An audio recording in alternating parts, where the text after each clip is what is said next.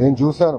ఆనాడు కరుణాకర్ వాళ్ళ ఇల్లు, ఆ భూమి ఒక వైకాపా నాయకుడి ఇంటికి ఎదురుగా ఉంది. దారి చిన్నగా ఉంది, దారి పెద్దగా ఉంటే బాగుంటుందన్న ఆలోచనతో కరుణాకర్ కుటుంబాన్ని వేధించి కరుణాకరే ఆత్మహత్య చేసుకునే పరిస్థితి తీసుకొచ్చారు గత పాలకులు. ఆనాడు సుబ్బానాయుడు గారి నాయకత్వంలో మేమందరం ఇక్కడికి వచ్చి కుటుంబానికి అండగా నిలబడతామే కాదు, ఎవరి దగ్గర అయితే వాళ్ళ భూమి పత్రాలు తాకట్టు పెట్టించారో అది సుబ్బానాయుడు గారు సొంత డబ్బులు ఖర్చు పెట్టి నడిపిస్తాం కూడా జరిగింది.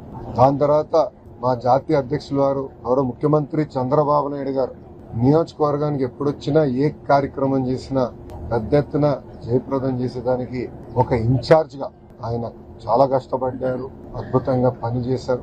అంతేకాదు, నేను యువగలం పాదయాత్రలో నేను నియోజకవర్గం వచ్చినప్పుడు నాతో 5 రోజులు 3 పూటలు నాతోనే ఉన్నారు, నాతో కలిశారు. నియోజకవర్గ సమస్యల గురించి మేము చర్చించాం, జిల్లా సమస్యల మీద చర్చించాం. అంతేకాకుండా జిల్లాలో నేను ఎక్కడ పాదయాత్ర చేసినా ఎంతో నాతో కలిసి నడిచారు.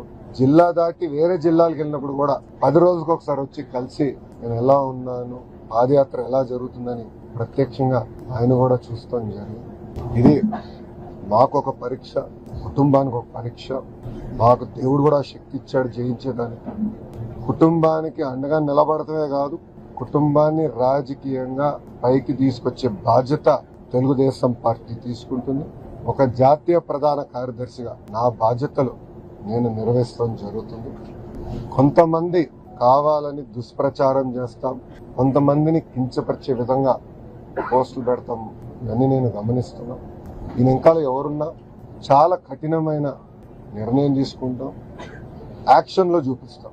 కుటుంబం కష్టంలో ఉన్నప్పుడు అండగా నిలబడాల్సిన బాధ్యత అందరిపైన ఉంటుంది, సమాజంలో ఎవరున్నా వాళ్ళ పైన ఉంటుంది.